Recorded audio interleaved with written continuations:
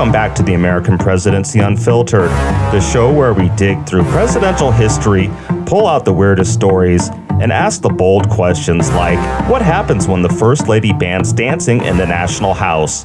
I'm your host, Brad Pitzl from Presidents.website, and today we are diving into the surprisingly strict administration of the 11th president. Yes, James K. Polk, the president who expanded the nation's borders, refused to seek a second term, and accidentally turned the White House into the most boring party venue in Washington. And he didn't even do it alone. Sarah Childress Polk, his devout Presbyterian wife, ran the White House social scene with the precision of a drill sergeant and the spirit of a church librarian who has already told you 3 times to keep it quiet. So let's get this party started. Today's episode is brought to you by politicaltradingcards.com. Grab a piece of history with the latest trading cards from the left and the right. politicaltradingcards.com.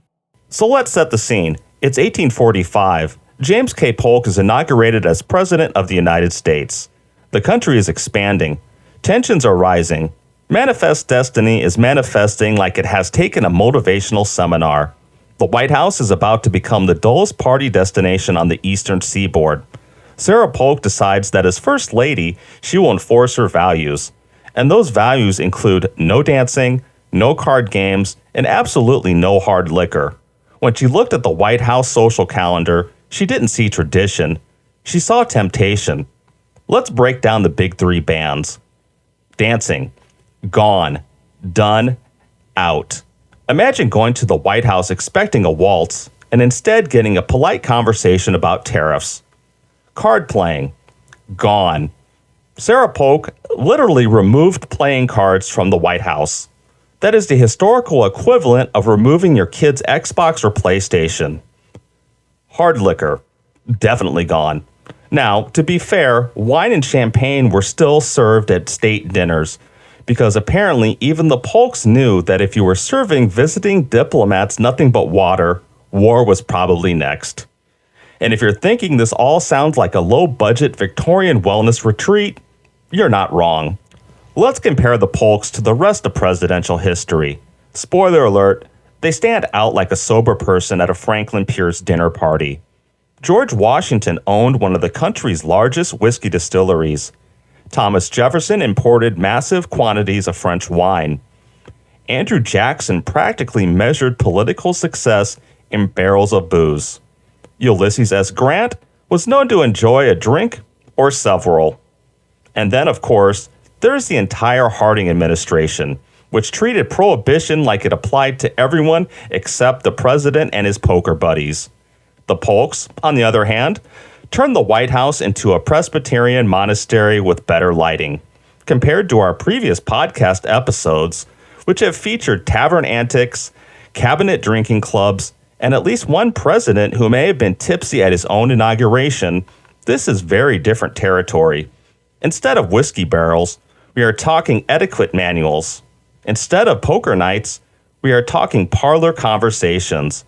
Instead of dancing until dawn, we are talking reading scriptures before bedtime.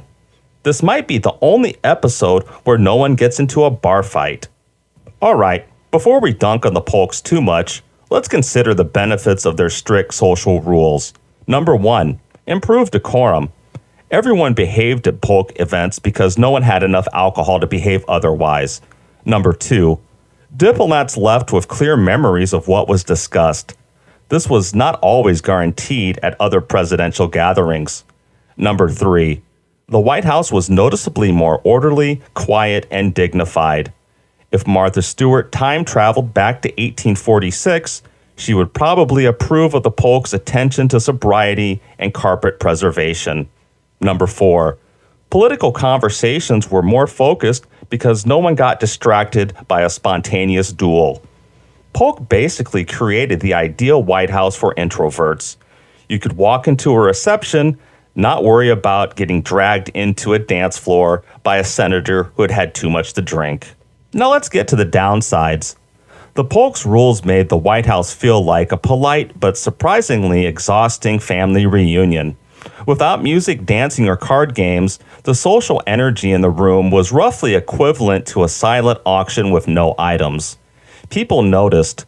Previous administrations had lively receptions. Even John Quincy Adams, who was not exactly Mr. Wild Party USA guy, held dances. The Polks were the first presidential couple to say no to an entire category of entertainment. Even musicians felt awkward. They would show up expecting to play for dancing and instead ended up providing background music for political chit-chat. They were basically a 19th century version of that band at a wedding that no one listens to. Not to mention, banning hard liquor takes away one of history's best tools for smoothing over diplomatic tensions. Nothing says international unity like statesmen bonding over something distilled. Perhaps the biggest con, the Polks set a standard too strict for even themselves. After James K. Polk died shortly after his presidency, Sarah Polk relaxed the rules and began serving alcohol again. Apparently, lifelong prohibition is easier when you have a staff to enforce it. Ultimately, the Polks remind us that the White House has gone through many personalities. Some presidents filled the halls with music, dancing, and drunken debates. Others treated it like a library with better architecture. Every administration leaves a mark. The Polk's mark just happened to be a do not dance sign. And that wraps up today's episode of the American Presidency Unfiltered. We explored how James and Sarah Polk turned the White House into a sober social experiment and discussed the advantages and disadvantages of throwing the nation's quietest parties. Next time, we'll take a look at another presidential oddity that I'm sure you will like.